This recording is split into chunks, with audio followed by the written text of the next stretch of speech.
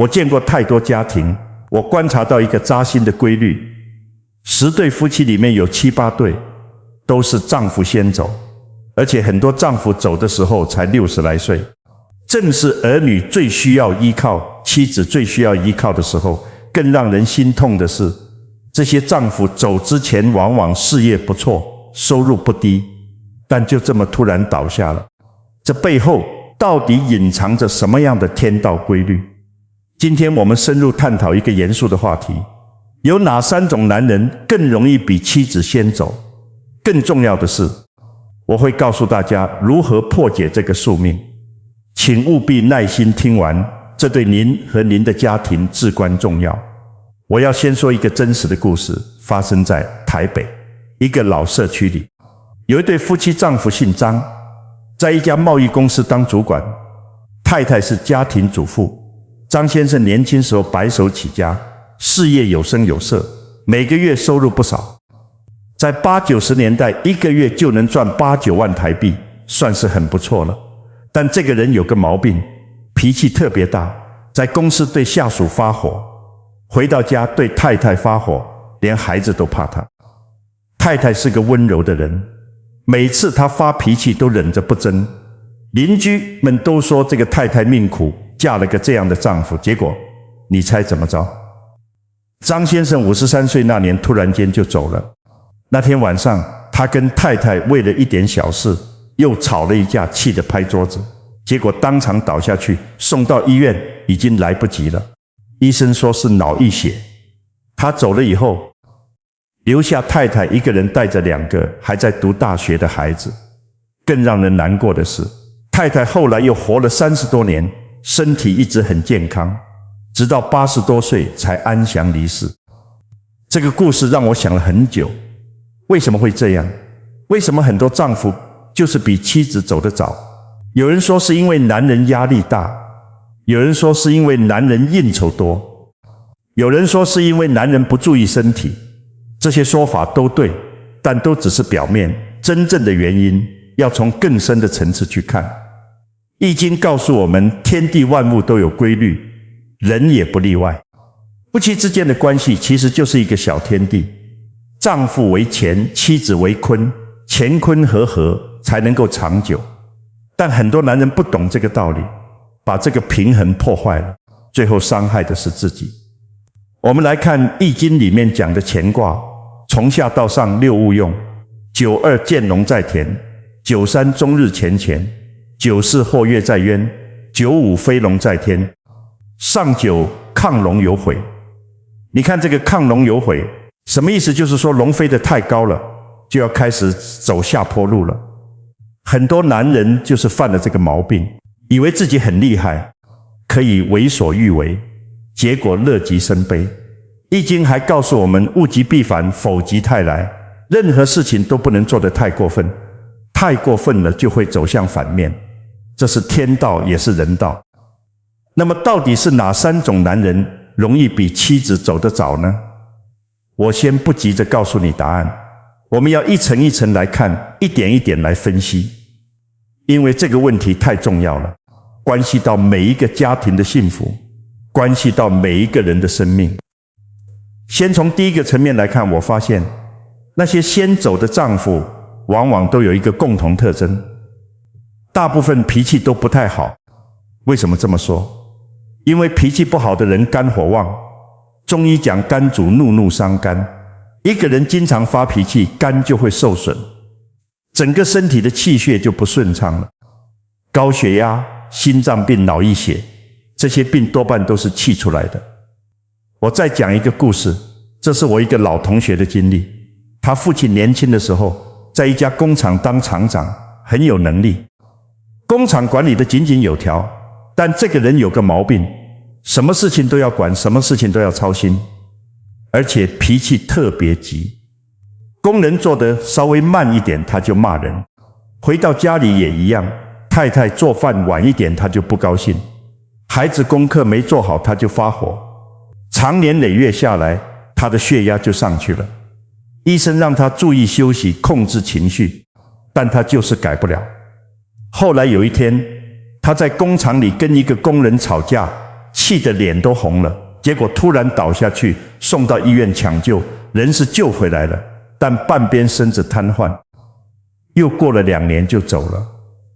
我那个同学说，他父亲如果能控制一下脾气，至少还能多活20年。这就是第一种容易早走的男人，不懂得修身养性的人。易经告诉我们，天行健，君子以自强不息。这个自强不息，不是说你拼命去做事，拼命去争，而是说你要不断的修炼自己，提升自己。修什么？修心，你的心平静了，你的气就顺了，气顺了，身体自然就好了。可是很多人不懂这个道理，他们以为自强不息就是要拼命要争，第一要赢别人，结果把自己搞得精疲力竭，把身体搞垮了。儒家讲中庸之道，什么是不偏不倚，恰到好处。做事情要尽力，但不要过分；对待别人要有要求，但不要苛求；对待自己要有目标，但不要太紧张。这才是真正的智慧。为什么有些男人控制不了自己的脾气？这跟修养有关系。修养是你内在的功夫。一个有修养的人，遇到事情不会马上就发火，他会先想一想，值不值得生气。即使要生气，他也知道怎么把气发出来，不伤害自己，也不伤害别人。但没修养的人，遇到一点小事就暴跳如雷，不管3七21，先发脾气再说。这样的人身体怎么会好？易经里面有一卦叫损卦，意思是减损，就是要懂得舍弃。我们人生在世要懂得舍弃一些东西，舍弃那些不必要的欲望，舍弃那些无谓的争执，舍弃那些伤害自己的情绪。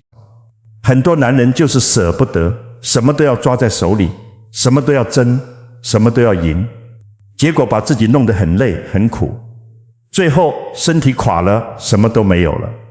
你看那些长寿的老人，很多都有一个共同特点，心态平和，不争不强，不急不躁，每天过得从容自在。这就是修炼的结果。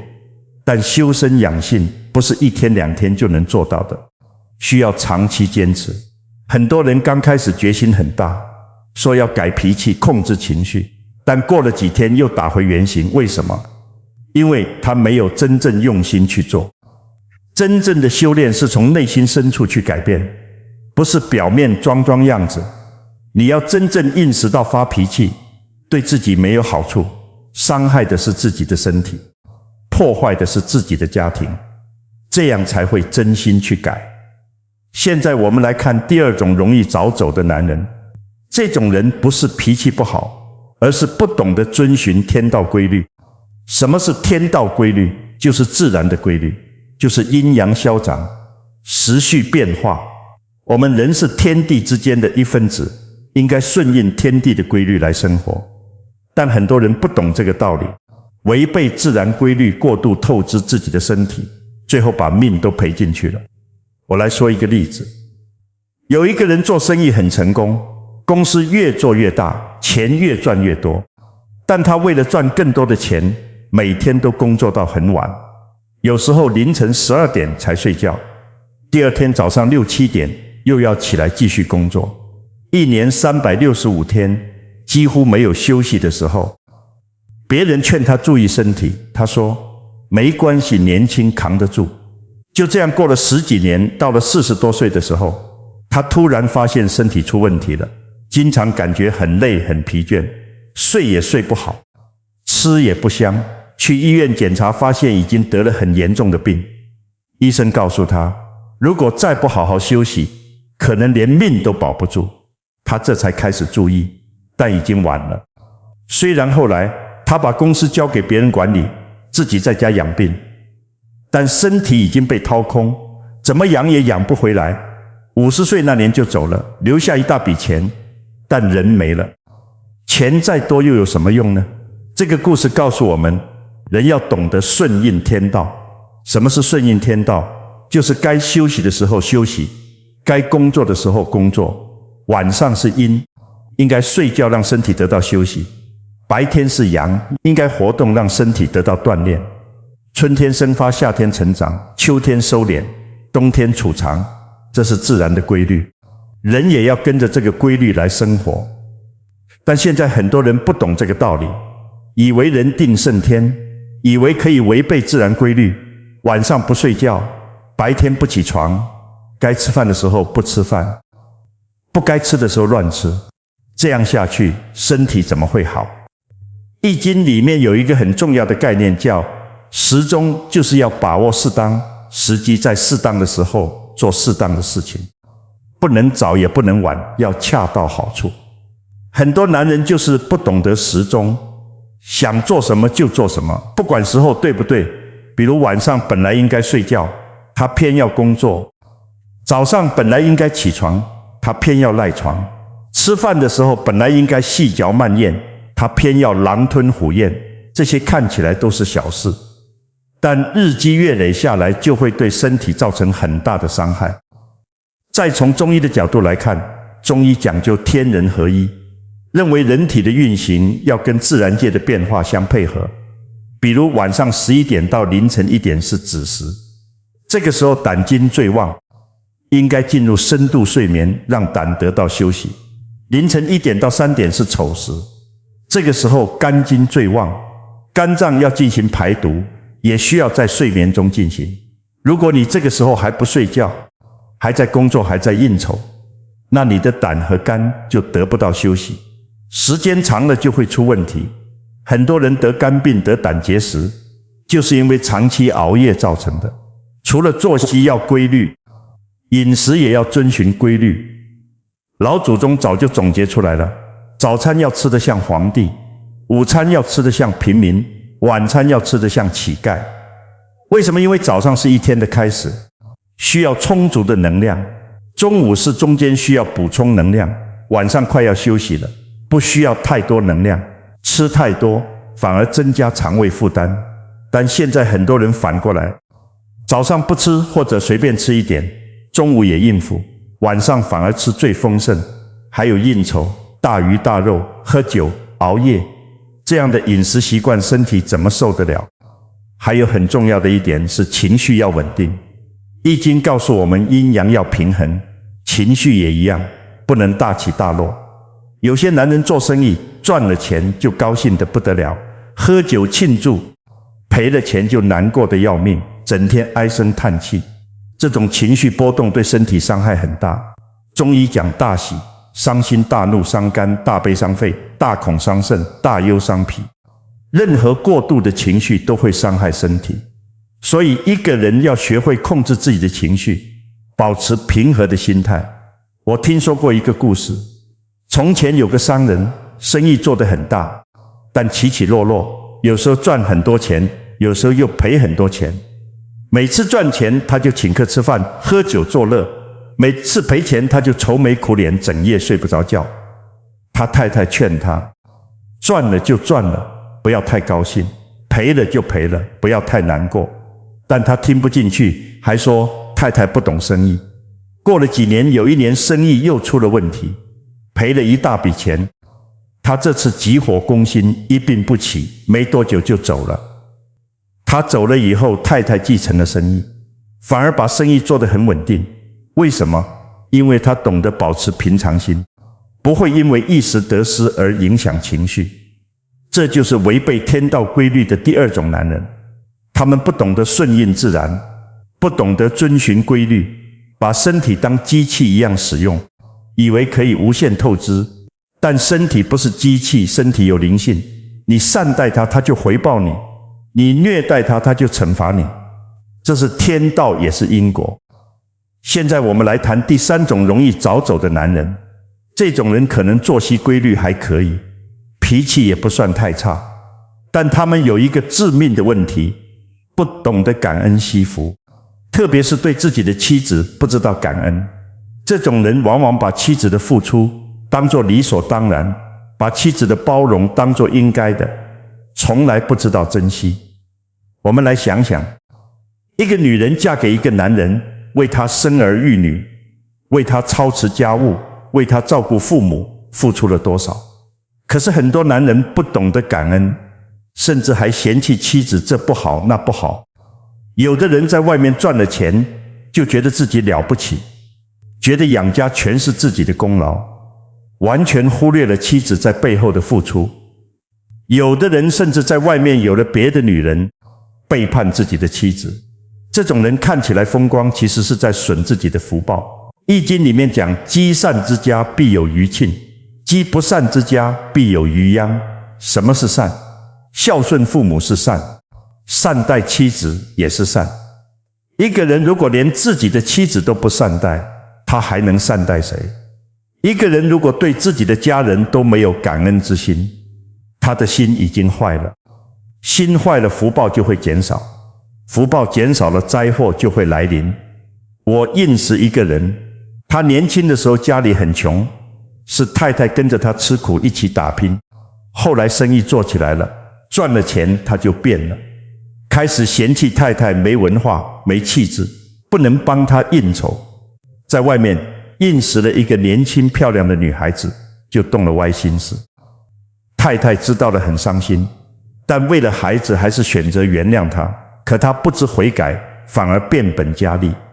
后来有一次他出去应酬，喝了很多酒，开车回家的路上出了车祸，人当场就没了，走的时候才48岁，留下太太和2个孩子。很多人都说这是报应，他忘恩负义，背叛妻子，老天爷都看不下去了。这个故事虽然听起来有点迷信，但里面包含着很深的道理。老祖宗讲因果报应，不是吓唬人，而是真的有这个规律。你种什么因就得什么果，你对别人好，别人就对你好，你对别人不好，迟早会有报应。特别是对自己的妻子，更要懂得感恩。从易经的角度看，坤卦代表妻子，卦辞说元亨，立牝马之贞，意思是妻子就像母马一样温顺勤劳，能够承载家庭的重担，能够包容丈夫的缺点。这样的女人你不感恩，还要虐待她，你的良心在哪里？有的男人会说，我在外面赚钱养家已经很辛苦了，为什么还要感恩妻子？这种想法大错特错。你在外面赚钱是你的责任，也是你的本分。你的妻子在家里照顾孩子，操持家务也是她的辛苦。你们是夫妻，是一体的，应该互相理解，互相支持，互相感恩。如果你只看到自己的付出，看不到对方的付出，那你就是自私的，是没有格局的。再深入一点看，一个不懂得感恩的人，他的心是硬的，是冷的心。硬的人气血就不畅通，气血不畅通，身体就会出问题。中医讲心主血脉，心情不好会影响到心脏和血液循环，很多人得心脏病，表面上是身体的问题，根源却在心理和精神层面。而且一个不懂得感恩的人，人际关系一定不好，经常处于紧张焦虑的状态。这种状态持续时间长了，身体能好吗？你看那些长寿的人，有一个共同特点，就是人缘好，朋友多，家庭和睦。为什么？因为他们懂得感恩，懂得付出，懂得善待别人。这样的人，周围的人都愿意帮助他。他活在一个充满爱的环境里，心情愉快，身体自然健康。反过来看那些不懂感恩的人，活在一个充满怨恨的环境里，抱怨这个，抱怨那个，觉得全世界都对不起他。这种负面情绪会像毒药一样侵蚀身体，时间长了，各种疾病就都来了。所以说，不懂得感恩，伤害的不是别人，而是自己。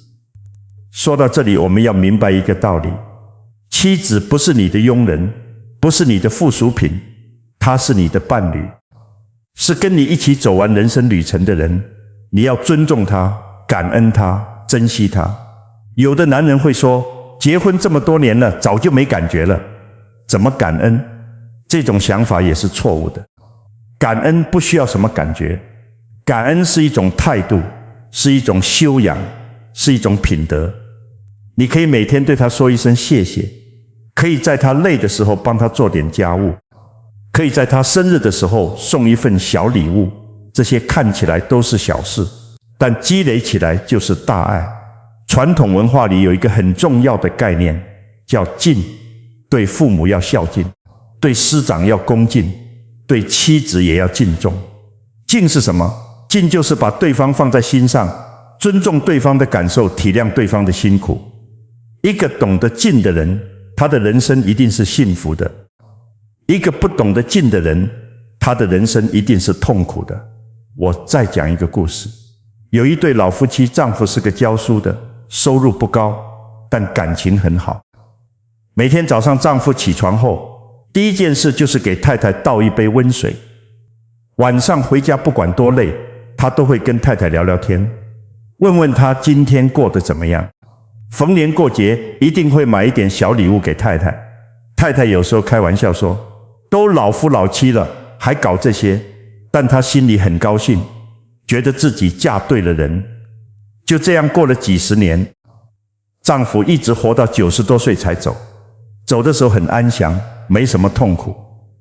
太太后来也活到90多岁，两个人一起度过了60多年的婚姻生活，从来没红过脸吵过架。这就是懂得感恩、懂得珍惜的结果。所以说，第三种容易早走的男人，就是不懂得感恩惜福的人。他们以为自己很厉害，可以为所欲为，其实是在消耗自己的福报。福报消耗完了，寿命也就到头了。这是天道，也是因果。现在我们把这3种男人总结一下。第一种是不懂得修身养性，脾气暴躁，情绪失控的人。第二种是违背天道规律，过度透支身体的人。第三种是不懂得感恩惜福，特别是对妻子不知道感恩的人。这3种人往往都比妻子走得早，因为他们违背了天道，破坏了阴阳平衡，损耗了自己的福报。那么我们应该怎么办呢？第一，要修身。修身不是空话，而是要从日常生活中的点点滴滴做起。遇到事情的时候，先深呼吸3次，让自己冷静下来，不要马上发脾气。看到别人缺点的时候，先想想自己有没有同样的缺点，不要急着批评别人。做事情要尽力而为，但不要强求结果，不要患得患失，这些都是修身的功夫。第二，要顺应天道，按照自然的规律来生活，早睡早起，按时吃饭，适当运动，保持心情愉快，不要熬夜，不要暴饮暴食，不要过度劳累，不要情绪波动太大。这些看起来是很简单的道理，但真正能做到的人并不多。很多人等到身体出了问题才后悔，当初没有好好照顾自己，到那时已经晚了。第三，要懂得感恩，特别是感恩自己的妻子。每天回家的时候，跟她说一声辛苦了，帮她做一点家务，哪怕只是洗洗碗、扫扫地，多陪她说说话，听听她的想法。在她生日的时候，给她一个惊喜。这些都不需要花很多钱，也不需要花很多时间，但可以让她感受到你的爱，感受到她的付出是有价值的。我们要明白，夫妻关系是这个世界上最亲密的关系。你跟父母的关系是天生的，但总有一天父母会离开你。跟孩子的关系也是天生的，但孩子长大了会有自己的家庭。只有夫妻是你自己选择的，是要陪你走完后半生的人，所以你一定要珍惜这份缘分，好好经营这段关系。易经里面有一卦叫咸卦，讲的就是感应，是夫妻之间的相互感应。卦辞说咸亨利贞，娶女吉，意思是男女之间要有感应，要互相理解，互相体贴，这样才能够长久。很多夫妻之间出问题，就是因为失去了这种感应。丈夫在外面忙，回到家里累了不想说话，妻子在家里也累了，想找人说说话，两个人渐行渐远，最后变成同床异梦。怎么样才能保持这种感应？要用心，每天抽出一点时间和妻子好好聊聊天，不要老是谈钱、谈工作、谈孩子，也要谈谈感受，谈谈想法，谈谈对未来的打算，让他知道你心里有他，你在乎他，这样他才有安全感，才会愿意继续陪你走下去。再从另一个角度来看，为什么妻子往往比丈夫活得长？除了刚才说的那些原因之外，还有一个很重要的因素。女人比男人更懂得释放压力。女人有什么不开心的事情，会找闺蜜聊天，会哭出来，会发泄出来。但男人不一样，有什么事情都憋在心里，不愿意跟别人说，觉得说出来很丢脸。这种压抑的情绪长期积累下来，就会对身体造成很大伤害。所以男人也要学会释放压力，不要什么事情都憋在心里。可以找信得过的朋友聊聊天，可以运动，可以听听音乐，可以培养一些兴趣爱好。总之，找到适合自己的方式，把压力释放出来，不要让它一直堆积在心里。说到这里，我想起易经里面还有一卦叫济济卦。济济的意思是已经成功了，事情已经完成了，但卦辞却说亨小利贞，出吉中乱。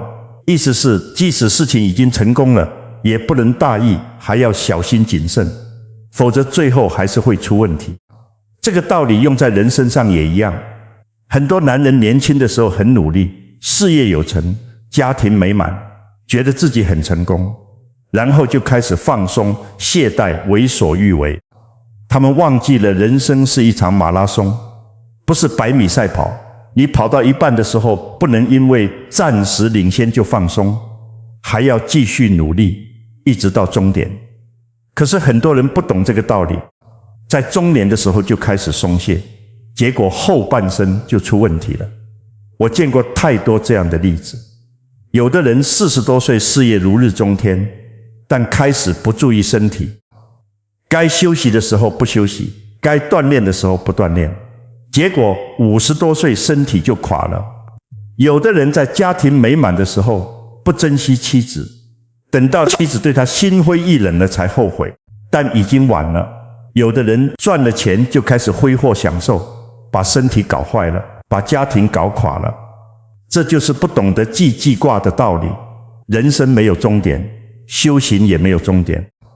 你不能因为暂时的成功就骄傲自满，不能因为暂时的顺利就放松警惕，要时刻保持谦虚谨慎的态度，时刻反省自己，时刻修正自己的行为，这样才能够善始善终，才能够得到善终。我们的老祖宗讲究善终。什么是善终？不是说你要活到多少岁，而是说你走的时候要安详，有尊严，不给家人添麻烦，不给自己留遗憾。怎么样才能做到善终？就是在活着的时候好好修行，好好做人，好好对待家人。修行不是出家人的专利，我们在家人也要修行。修什么？修心、修德、修行为。心要平静，德要厚重，行为要端正。每天睡觉之前反省一下自己，今天做了什么，说了什么，想了什么。如果有做不对的地方，要及时改正；如果有对不起别人的地方，要及时道歉。这样日积月累，你的修行就会越来越好，你的人生也会越来越顺。我们再来看看那些长寿的人都有什么共同特点。第一，心态平和，不争不抢，随遇而安。第二，生活规律，早睡早起，饮食有节。第三，懂得感恩，对家人好，对朋友好，对所有人都好。第四，有信仰，有精神寄托，不会因为一时得失而患得患失。这些特点其实就是我刚才讲的那些道理的体现。我在各地讲课的时候，经常有人问我，怎么才能长寿？我告诉他们，长寿没有什么秘诀，就是要顺应自然，善待自己，善待他人，不要违背天道，不要透支身体，不要损耗福报。这些都做到了，自然就能够长寿。但很多人不相信，总想找一些捷径，找一些仙丹妙药。其实世界上哪有什么仙丹妙药？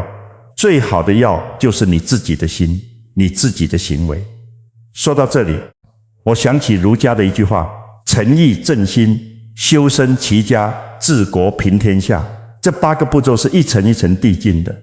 要先诚意，就是要真诚，真心实意的去做事，然后正心就是把心摆正，不要有邪念，然后修身就是修炼自己，提升自己。这3步做好了，才能够齐家，才能够把家庭经营好。家庭经营好了，才有资格去谈治国平天下。但现在很多人本末倒置，心不诚，意不正，身不修，却想要齐家治国平天下，怎么可能？就像盖房子，地基都没打好，就想往上盖高楼，迟早会倒塌。所以我们一定要从根本做起，从修身做起，从修心做起。修心是最难的，也是最重要的，因为心是一切的根源。你的心好了，言行自然就好了。你的心坏了，即使表面上装得再好，也会露出马脚。我们要时刻关照自己的心，看看心里在想什么，是善念还是恶念，是正念还是邪念。有善念就保持，有恶念就去除，这就是修心的功夫。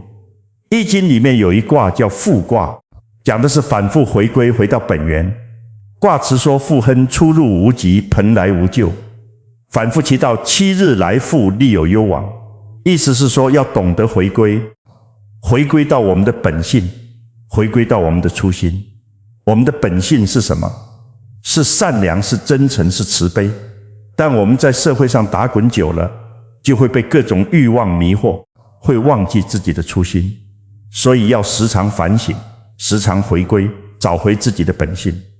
7日来复的意思是说，即使你走偏了也不要紧，7天之内你就可以回到正道上来。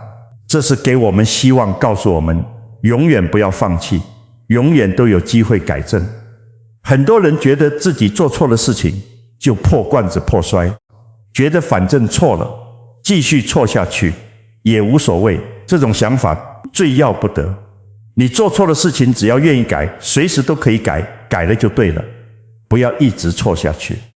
我们谈了这么多，归根结底就是一句话，要懂得修行。修行不是什么高深莫测的东西，就是在日常生活中修正自己的行为，提升自己的品德，对妻子好一点，对家人好一点，对自己好一点，不要发脾气，不要熬夜，不要暴饮暴食，不要透支身体，懂得感恩，懂得珍惜，懂得知足常乐，这些都是修行。我们的传统文化里面有一个很重要的概念，叫中和中庸之道讲，喜怒哀乐之谓发谓之中，发而皆中节谓之和。什么意思？就是说情绪还没有发出来的时候要平静，这叫坐中；情绪发出来的时候要恰到好处，不要太过也不要不及，这叫坐和。一个人如果能够做到中和，他的人生一定是美满的，他的身体一定是健康的。但做到中和不容易，需要长期修炼，需要不断反省，不断调整。不能因为一时做得好就骄傲，也不能因为一时做得不好就气馁，要持之以恒，坚持不懈。就像农夫种田，春天播种，夏天耕耘，秋天才能收获。你不能期望今天播种，明天就收获。修行也是一个道理，需要时间，需要耐心。我看到现在很多年轻人很浮躁，很急躁，什么事情都想要立竿见影的效果，这是不对的。人生是一个漫长的过程，修行也是一个漫长的过程。你要有耐心，要慢慢来，不要急。就像煲汤，要用小火慢慢煲，才能煲出营养和味道。如果你用大火急煲，表面上看起来快，但味道不对了，营养也流失了。说到这里，我想给大家讲最后一个故事。这是一个真实的故事，发生在彰化的一个小村庄。有一对夫妻，丈夫是个农夫，妻子是家庭主妇。他们的生活很平凡，很简单，每天日出而作，日落而息。丈夫对妻子很好，从来不发脾气，从来不说重话。妻子也对丈夫很好，把家里理得井井有条。他们就这样平平淡淡过了一辈子。丈夫活到85岁才走，妻子也活到80多岁，走的时候都很安详，没有什么痛苦，也没有什么遗憾。这个故事告诉我们，幸福不需要轰轰烈烈，不需要大富大贵，只要夫妻恩爱，家庭和睦，身体健康，就是最大的幸福。很多人追求名利，追求财富，追求地位，把自己搞得很累很苦，最后身体垮了，家庭也垮了，什么都没有了，这值得吗？不值得。我们要懂得知足，长乐知足，不是说你不要进步，不要努力，而是说你要有一个合理的期待，不要贪得无厌。你现在有一个温暖的家，有一个爱你的妻子，有健康的身体，这就够了。不要老是跟别人比谁的房子大，谁的车子好，谁赚的钱多，这些东西都是身外之物，生不带来，死不带去。真正重要的是你的心，你的德，你跟家人的关系。易经的最后一卦是未济卦，未济的意思是还没有完成，还在进行中。这个卦告诉我们，人生永远没有终点，永远都在路上。你不能因为取得了一点成绩就停下来，要继续前进，要不断提升自己。但这个前进不是盲目的，不是不顾一切的，而是在保持身心健康的前提下稳步前进。所以说，丈夫比妻子走得早，不是偶然的，也不是命中注定的，而是有原因的。这3种原因：不懂修身养性，违背天道规律，不懂感恩惜福，都是我们可以改变的。只要你愿意改，只要你用心去做，你就可以改变自己的命运，就可以跟妻子一起白头偕老，一起安享晚年。人生在世，说长不长，说短不短，我们要珍惜每一天，善待每一个人，特别是善待我们的家人。不要等到失去了才后悔，不要等到来不及了才想起来，要珍惜从今天开始，从现在开始改变自己，提升自己，修炼自己，对妻子好一点，脾气好一点，生活规律一点，心态平和一点，这些都不难，只要你愿意做，一定能够做到。我们的老祖宗留下了这么多宝贵的智慧，易经、儒家、中医，这些都是我们的瑰宝，我们要好好学习，好好体会，好好实践。不要觉得这些东西过时了，没用了，恰恰相反，这些智慧越是在现代社会，越是显得珍贵。因为现代人太浮躁了，太急功近利了，太不懂得照顾自己了。如果我们能够回归传统，回归自然，回归本心，我们的人生一定会更加美好，我们的身体一定会更加健康，我们的家庭一定会更加幸福。最后我想说，每个人都有选择的权利，你可以选择继续过以前那种生活，不改变，不提升，那你可能就会重复别人的悲剧。你也可以选择从现在开始改变，开始修行，开始善待自己和家人，那你的人生就会不一样。选择权在你手里，命运也在你手里。不要把一切都归咎于命运，归咎于运气。你的命运很大程度上是你自己创造的，你种什么因就得什么果。你善待别人，别人就善待你；你善待自己，身体就会回报你。这是天道，也是人道，是永恒不变的真理。希望每一个听到这番话的人都能够有所感悟，有所改变。